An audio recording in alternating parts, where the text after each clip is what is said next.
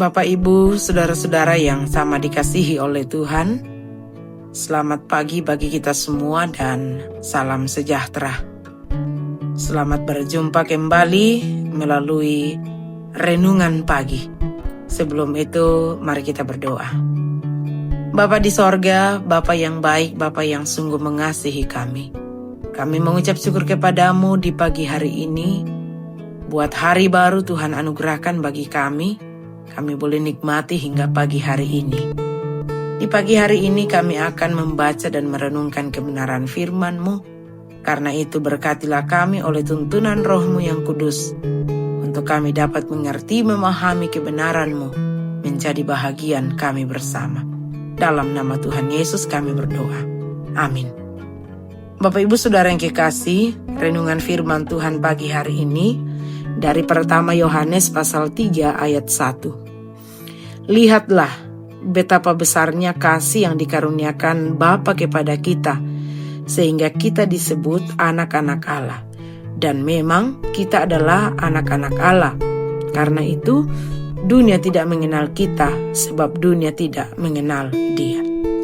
Tema renungan kita pagi hari ini ialah memahami kasih-Nya yang besar.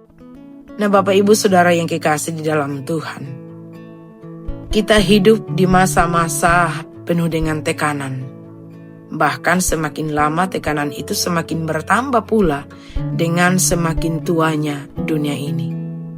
Untuk itu, supaya kita mampu bertahan di tengah tekanan hidup ini, maka kita perlu mengingat besarnya kasih Allah kepada kita sesuai dengan nats renungan kita.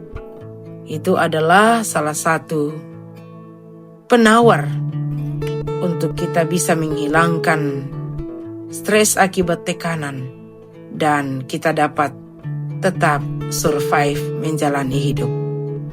Nah, Bapak, Ibu, Saudara, mengetahui dan mengingat bahwa Allah memiliki kasih yang tak bersyarat, berlimpah, berkesinambungan, dan tak berkesudahan kepada kita.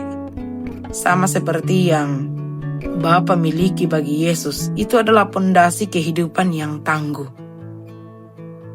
Seperti yang dikatakan Paulus, sebab aku yakin bahwa baik maut maupun hidup ataupun sesuatu makhluk lain tidak akan dapat memisahkan kita dari kasih Allah yang ada dalam Kristus Yesus Tuhan kita. Nah, Bapak, Ibu, Saudara, keyakinan akan kasih Allah yang besar itu tak bersyarat dan tak pernah berubah, itu akan menjadikan kita menjadi seorang pribadi yang tangguh, seperti yang dialami oleh Rasul Paulus.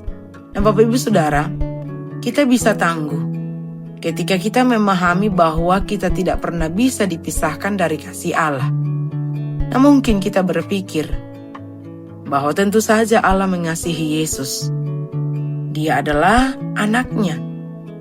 Akan tetapi, tahukah kita bahwa Yesus mengatakan hal yang sama tentang kasih-Nya kepada kita sebagai anak-anaknya?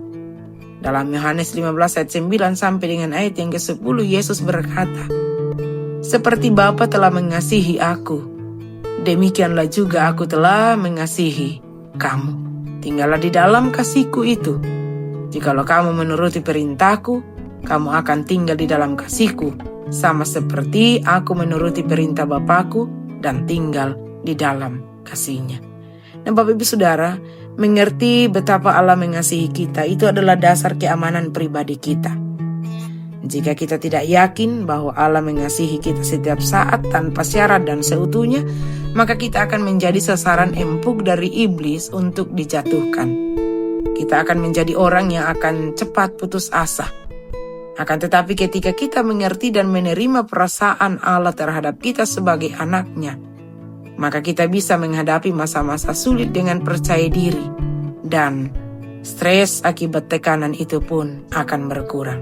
Karena itu, Bapak, Ibu, Saudara, sadarilah dan pahamilah, serta bangun terus keyakinan dalam diri kita bahwa Allah sangat mengasihi kita. Yakinlah bahwa kita ini adalah anak-anaknya, karenanya kita pasti dijaganya dengan penuh kasih sayang. Keyakinan demikian akan membuat kita tetap survive dalam menjalani hidup ini, betapapun sulitnya perjalanan hidup yang kita jalani. Amin. Mari kita berdoa. Terima kasih Bapa di sorga buat kebenaran firman-Mu. Kami boleh renungkan bersama pada pagi hari ini. Tuhan memberkati bagi kami semua, menguatkan kami, menopang kami. Bahkan berkati kami dalam berbagai aktivitas kami hari ini, apapun yang kami kerjakan, diberkati oleh Tuhan dan dibuatnya berhasil. Dalam nama Tuhan Yesus kami berdoa. Amin. Bapak Ibu Saudara yang kekasih, demikian renungan firman Tuhan pagi hari ini. Selamat pagi bagi kita semua, selamat beraktivitas, Tuhan memberkati. Amin.